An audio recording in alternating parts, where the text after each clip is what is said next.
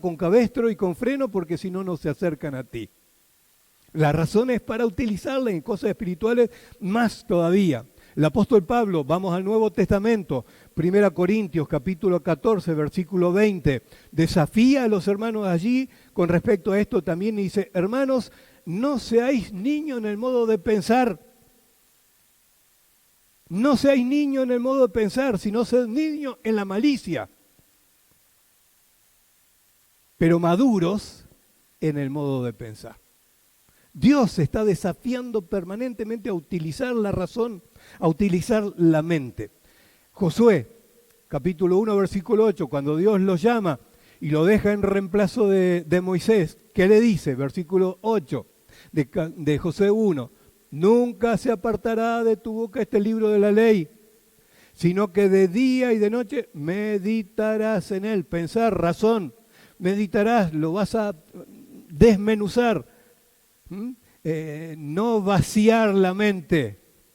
La meditación trascendental justamente apela a esto, a vaciar nuestra mente. No, Dios dice, quiere que empapemos nuestra mente con su palabra y meditemos en ella y lo que Él tiene para nosotros. Y sigue diciendo el versículo 8 de Josué 1, para que guardes y hagas conforme a todo lo que en Él está escrito, porque entonces harás prosperar tu camino y todo te saldrá bien. El Salmo 1, este salmo que habla acerca del hombre bienaventurado, en el versículo 2 dice, sino que en la ley de Jehová está su delicia y en su ley medita, razona, piensa, se zambulle, en su ley medita de día y de noche. Y vamos otra vez a nuestro pasaje de... Ya un par de años más van a estar acá y yo le decía a los chicos, despacito me van corriendo. Y qué lindo que es esto. Y damos gloria a Dios por nuestros chicos que van creciendo, por los jóvenes que van asumiendo más responsabilidades y es maravilloso esto. Volvemos al pasaje de nuestro inicio, Isaías capítulo 55, donde Dios también apela a esto, diciendo que Él piensa y quiere que sus hijos piensen también. Versículo 8 y 9. Mis pensamientos, dice Dios, no son vuestros pensamientos, ni vuestros caminos, mis caminos, dijo Jehová. Como son más altos los cielos que la tierra, así son mis caminos más altos que vuestros caminos y mis pensamientos más que vuestros pensamientos. Es decir, ¿qué está diciendo? Que Dios tiene pensamientos, razona, y de hecho tiene la razón por excelencia, y pensamientos muy altos, y quiere que sus hijos le imitemos a Él. Imitemos a nuestro Padre, quiere que sus hijos también pensemos profundamente también. Y si vamos a muchas de las enseñanzas de nuestro Señor Jesucristo, yendo al Nuevo Testamento, Jesús permanentemente desafiaba a sus oyentes a pensar con las parábolas que Él contaba. Por ejemplo, en Lucas capítulo 7, versículo 42, está hablando de este acreedor que tenía dos que le debían dinero, uno le debía 500 denarios, otro 50, y dice el versículo 42 de Lucas 7, no teniendo ellos con qué pagar, perdonó a ambos. Di, pues, y se dirige a Simón, que era quien lo había invitado a su casa. Di, pues, ¿cuál de ellos le amará más? Respondiendo Simón, dijo, pienso, lo hacía pensar Jesús, pienso que aquel a quien perdonó más, y Jesús le dijo, rectamente has juzgado. Razonamiento. Jesús hacía pensar, desafiaba a sus oyentes a pensar una y mil veces. La parábola del buen samaritano, que todos conocemos también, de este hombre que descendía de Jerusalén a Jericó, que fue asaltado, etcétera, etcétera. Pasaron allí distintos. ¿Por qué le cuenta a Jesús esta parábola? Porque un escriba vino a preguntarle, ¿y cuál es el gran mandamiento? Y Jesús le dijo, el gran mandamiento es, amarás al Señor tu Dios con todo tu corazón, toda tu mente, toda tu alma.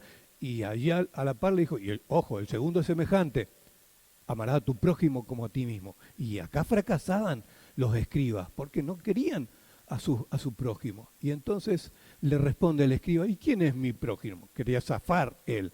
y cuenta la parábola del buen samaritano. Y después de contarla, termina diciendo Jesús, Lucas 10:36, ¿quién te parece de estos tres que ustedes saben?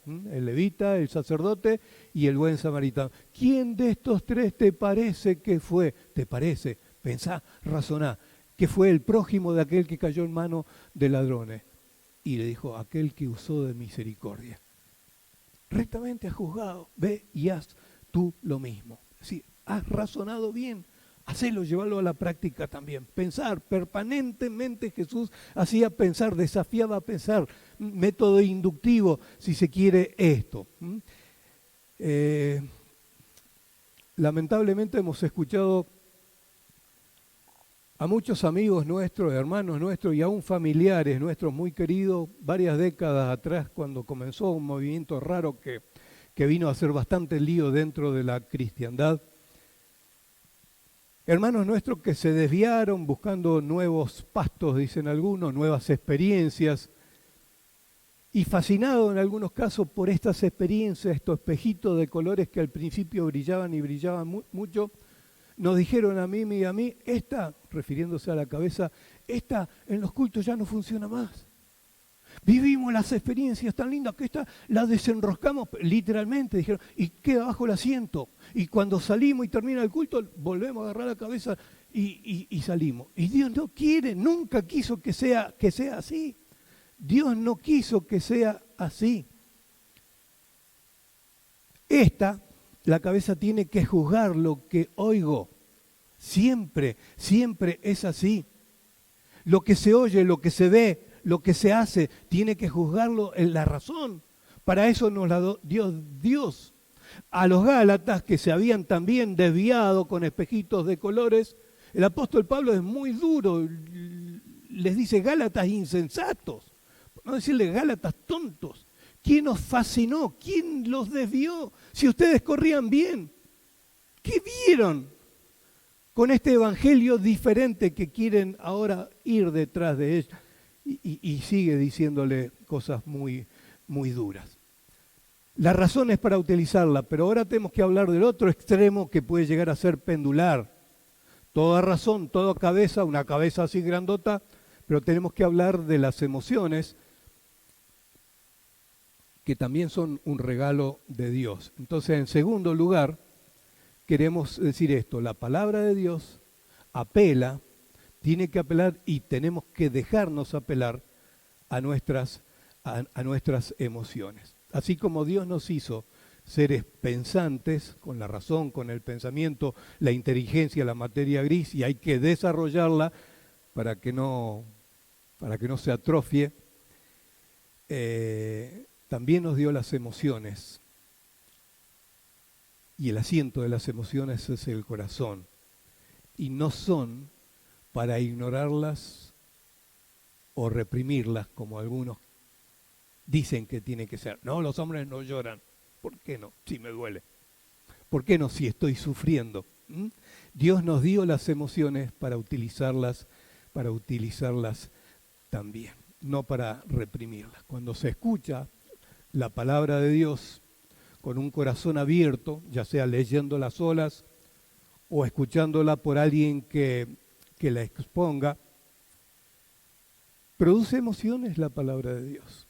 Y estas son normales y no tenemos por qué reprimirla y pueden ser variadas y surtidas también. En el capítulo 55 de Isaías que vimos al principio, se mencionan algunas emociones que produce la palabra, allí cuando dice en el versículo 12 de Isaías 55, porque con alegría, son emociones esto, con alegría saldréis si reciben esto que les estoy dando, y con paz seréis vueltos, también emociones.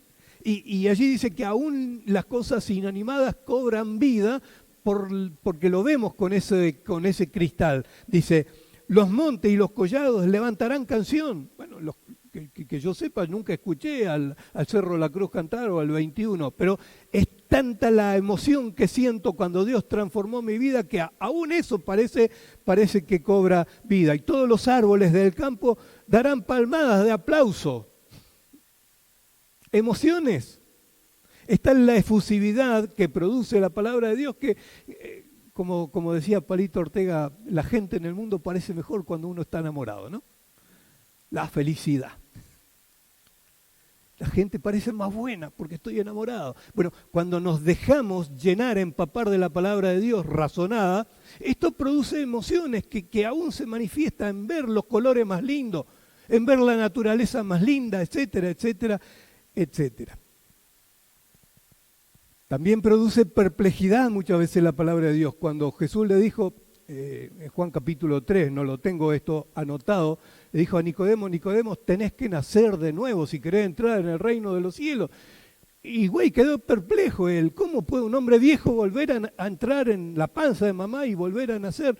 Se estaba refiriendo al otro nacimiento, al nacimiento espiritual que después lo entendió.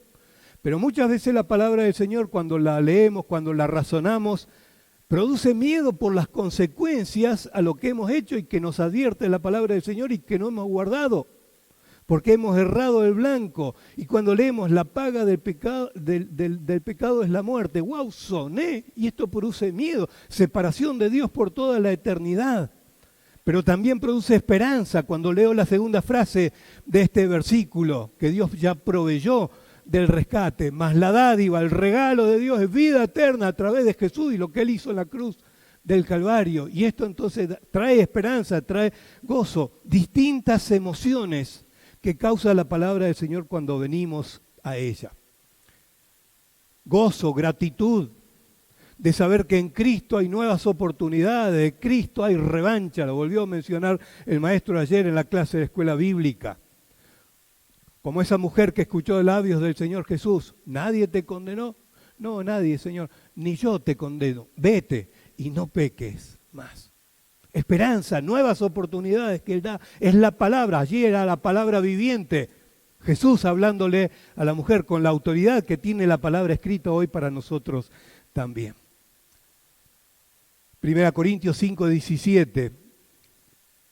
De modo que si alguno está en Cristo, nueva criatura es, las cosas viejas pasaron, he aquí todas son hechas nuevas. Saber que esto es posible en mi vida y que fue posible nos da ganas de pegarle un grito de alegría, de gratitud a nuestro Dios. ¡Wow!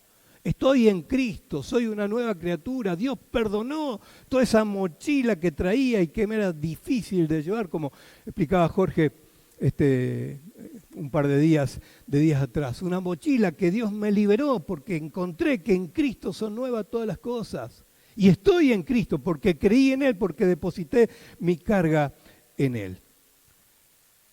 Y un buen ejemplo de esto, de las emociones que produce la palabra de Dios, ese es el relato de los discípulos llamados de Emaús, el día de la resurrección de Jesucristo, Lucas capítulo 24, que no lo vamos a leer todo, un par de versículos solamente, pero ¿qué nos dice el relato? Que dos de los discípulos, de uno sabemos el nombre, del otro no, se iban ese día tristes, emociones, desalentados, tensionados, iban discutiendo entre ellos, desesperanzados, pensando que todo había terminado, que ya Jesús fue. Sus emociones realmente ese día estaban por el suelo. Los alcanza un forastero, que nosotros sabemos quién es, Jesús mismo, pero ellos no lo reconocen. Comienza a caminar con ellos y les pregunta, ¿qué les pasa, muchachos? ¿De qué están hablando? ¿Por qué están tristes? Emociones, las emociones estaban por el suelo.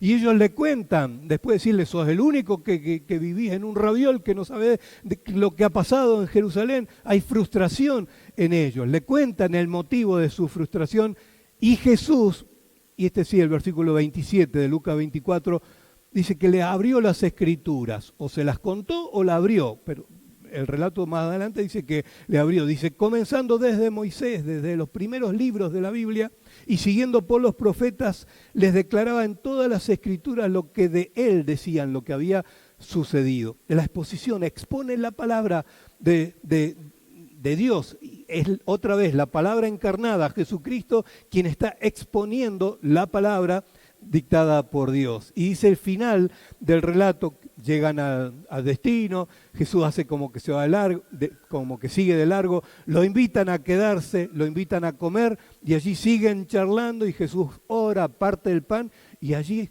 se le abren los ojos y dice, wow, es Jesús, pero Jesús jugando a las escondidas, otra vez desaparece de su vida, de su vista. Y dice el relato, versículo 32 de Lucas 24, y se decían el uno al otro, ¿no ardía en nuestro corazón emociones?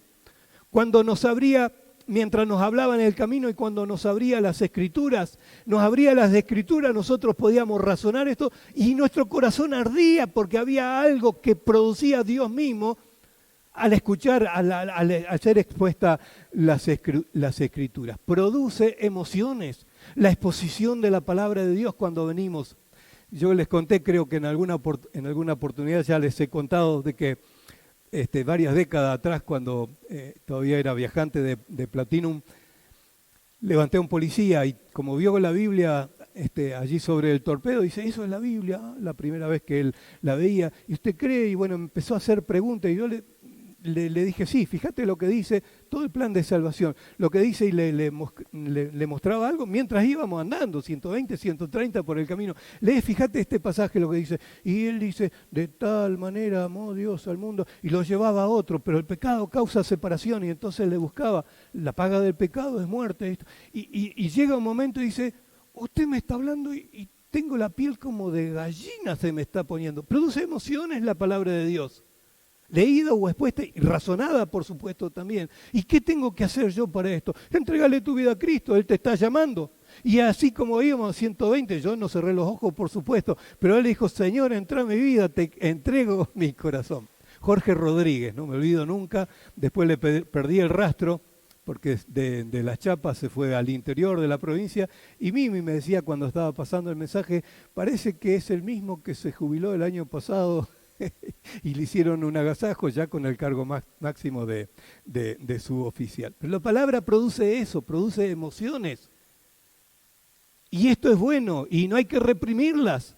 Las emociones hay que obrar en consecuencia. Pero también debemos aclarar, mis hermanos, que si no se es honesto al presentar la palabra de Dios, se puede llegar a manipular las emociones de los oyentes, y esto es de deslealtad contra la gente y contra Dios y contra nosotros mismos también.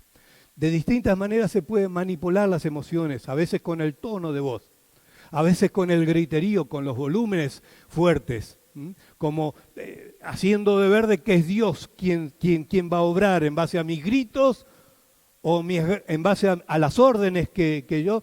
Y eso produce emociones en la gente también, y muchas veces son confundidas, emociones puestas por Dios, cuando son producidas humanamente. Y se puede llegar a malinterpretar el mensaje de Dios. Tenía dudas si compartirlo o no. Muchas veces aún a seducir al sexo opuesto.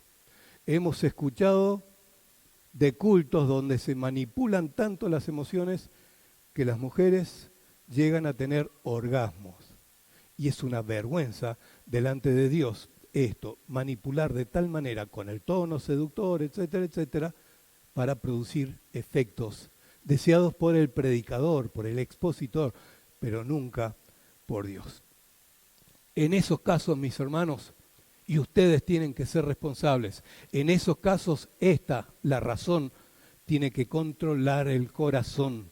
No debemos reprimir las emociones cuando son sanas, cuando son producidas por la palabra de Dios y por el Dios de la palabra, pero nunca debemos ayudar a Dios. Dios no necesita ayuda nuestra para producir emociones o sacar una decisión a las personas. Esto nos lleva entonces al tercer aspecto, y ya con esto vamos concluyendo. El mensaje de la palabra de Dios tiene que apelar, como decíamos, a la razón, tiene que apelar a las emociones, pero tiene que apelar a la voluntad también. A tomar decisiones en base a lo escuchado y razonado, en base a lo sentido en el corazón.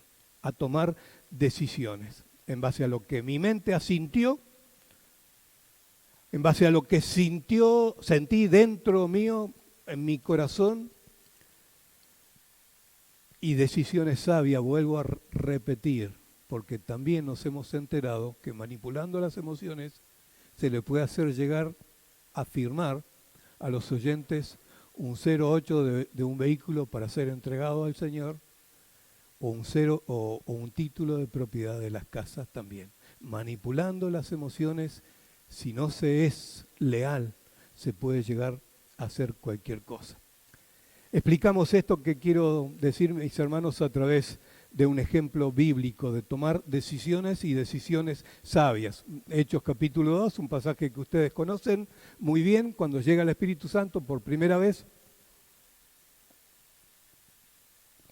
Jesús cumpliendo la promesa de enviar, no dejarlos huérfanos, voy a enviar otro Consolador, quédense en Jerusalén hasta que seáis investidos del poder del Espíritu Santo y me seréis testigos, etc. Lo que ustedes saben, Jerusalén, Samaria, hasta lo último de la tierra, hasta el fin del mundo. Todo el capítulo 2 es un hecho histórico, hermoso, lindo, único e irrepetible. Algunos piden una repetición de Pentecostés. Fue único e irrepetible ese incidente. El Espíritu Santo vino, descendió de manera sobrenatural en ese momento, pero después el Espíritu Santo viene al corazón de cada oyente después de haber oído y después de haber abierto voluntariamente el corazón. El Espíritu Santo viene y sella. Efesios capítulo 2 nos advierte de eso. Pero volvemos al capítulo 2, de hecho, los versículos del 14 al 40 tenemos el sermón de Pedro, un sermón poderosísimo, lleno de la palabra de Dios. Un Pedro que hacía pocas semanas había negado cobardemente y miserablemente a su maestro por miedo a los judíos, ahora con autoridad investida por el Señor a través de su Espíritu Santo, predica este poderoso mensaje basado en la palabra histórica de lo que ellos tenían en el Antiguo Testamento, pero también en la palabra de los hechos que habían acontecido algunas semanas atrás y que había sido, Jonah nos decía el día de Pascua, de Semana Santa, de que había llenado los titulares de todos los diarios. Quiere decir que la gente estaba empapada de las cosas que habían acontecido. Y entonces Pedro, en esa exposición, relacionaba las cosas que habían dicho y escrito los profetas de la antigüedad con lo vivido con Jesús, con su muerte, con su resurrección y con su ascensión a los cielos. En este mensaje Pedro menciona al profeta Joel, menciona a David, menciona el libro de los Salmos, los hizo razonar a todos esos oyentes que eran varios miles reunidos por el estruendo, por lo que pasó al descender el Espíritu Santo. Les leo el versículo 37 de Hechos 2. Al oír esto, dice, al oír esto, es decir, la mente y el intelecto entrando en juego, se compungieron de corazón, emociones muy fuertes. Otra versión dice, se pusieron muy tristes y preocupados. La Biblia del lenguaje actual dice esto, las emociones. Y entonces ellos dijeron a Pedro y a los otros apóstoles, varones, hermanos, ¿qué haremos? La voluntad dispuesta a actuar.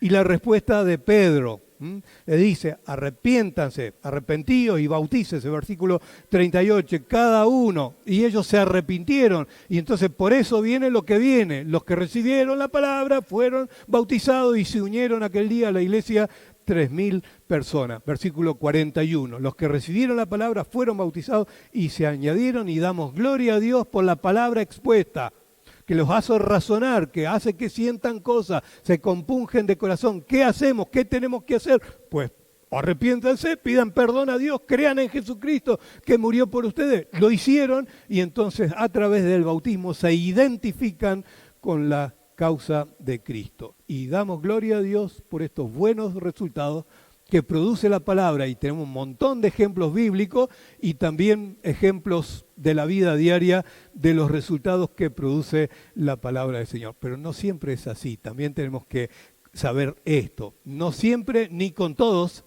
sucede de esta manera. Cuando el terreno del corazón no está preparado y es duro como una piedra, duro como el cemento, se expone el mismo mensaje con la misma autoridad del Señor, y los resultados, tanto en emociones como en voluntad, son distintas. Allí en Hechos capítulo 2, el versículo 13, dice que muchos de los que se habían juntado allí, burlándose, dijeron, están llenos de mostos.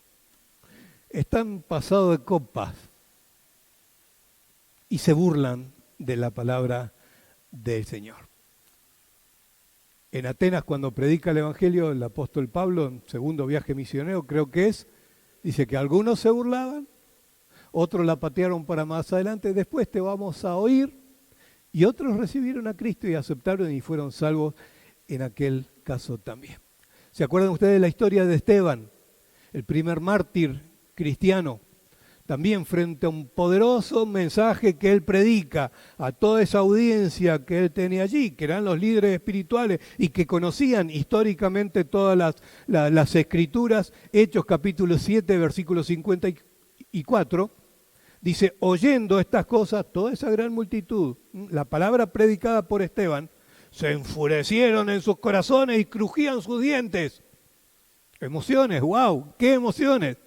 El corazón no estaba preparado. O las conciencias acusadas por lo que están oyendo. ¡Qué emociones! Crujían sus dientes enfurecidos. Y finalmente la voluntad de esa gente puesta en práctica también. Versículos 57 al 59. Entonces ellos, dando grandes voces, se taparon los oídos para no seguir oyendo la palabra que los acusaba, y arremetieron a una contra él, versículo 59, y apedrearon a Esteban. La palabra expuesta produce emociones, pero emociones encontradas, no de acuerdo a la palabra, porque no estaban preparados para oír lo que tenían que oír, y entonces obraron de esa manera. Entendieron el mensaje. Las emociones acusadas por las conciencias afloran y afloran mal, negativamente, y ponen en práctica la voluntad apedreando al predicador. Conclusión. A revisarle los bolsillos a ver si trajeron piedra a mis hermanos. Espero que no las tiren ustedes.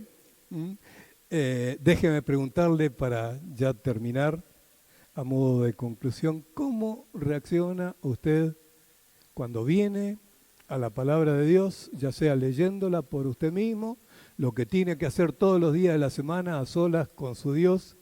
¿Cómo reacciona cuando escucha, aún leyéndola o expuesta como en este caso?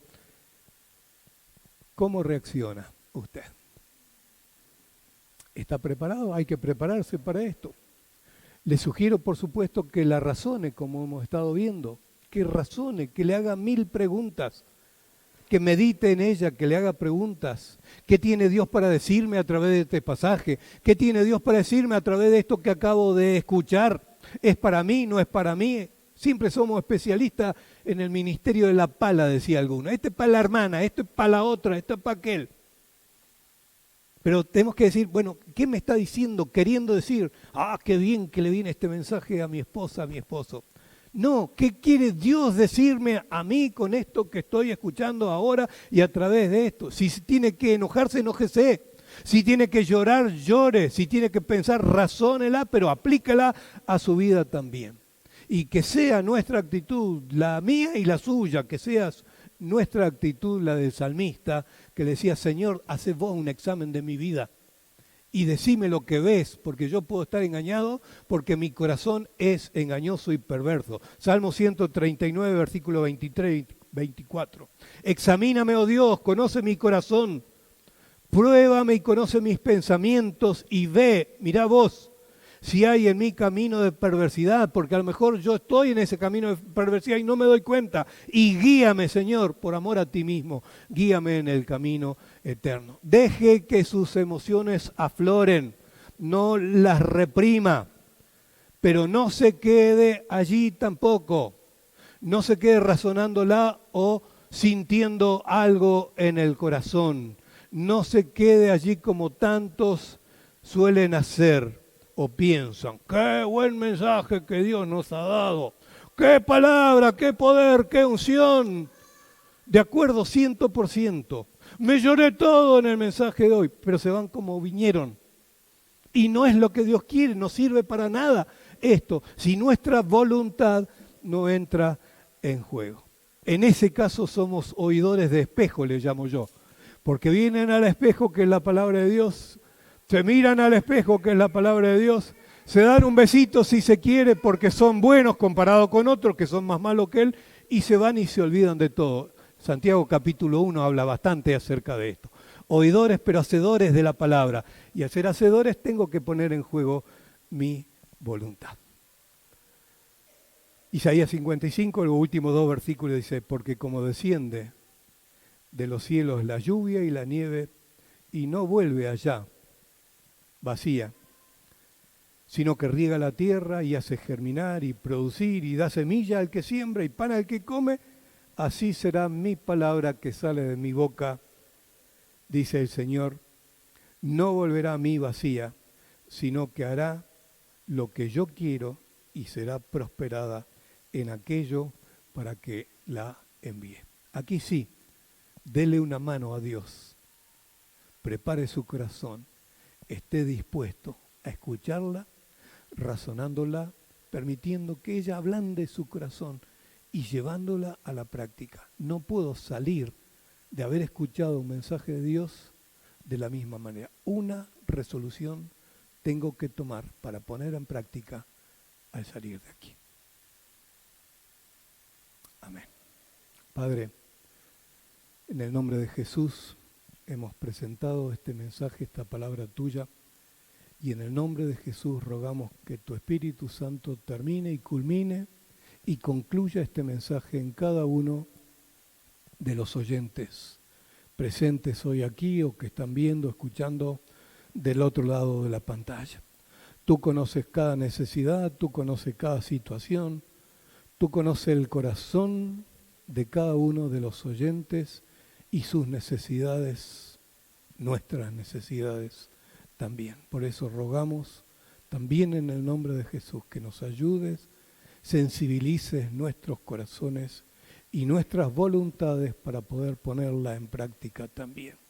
Y si hay oyentes que todavía no han entregado su vida, su corazón a Jesucristo y todavía están luchando, tratando de llevar solos sus cargas y el peso de sus propios problemas, Señor, que en el nombre de Jesús también puedan ellos tomar la decisión de venir a Jesús, aquel que está con los brazos abiertos, invitando a todos a venir a Él, todos los que están trabajados, cargados, cansados, ofreciendo descanso. Y gracias Jesús, porque a ninguno defraudaste de los que vinieron a ti, sino que a todos escuchaste y a todos diste una respuesta. Completa este mensaje en la mente de nuestros oyentes.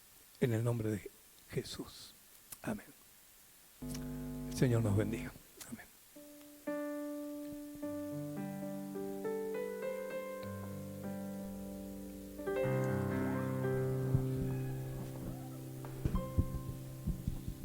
Nos despedimos cantando nuevamente que queremos más del Señor. Y despedimos también a los que están del otro lado. Recordamos los anuncios.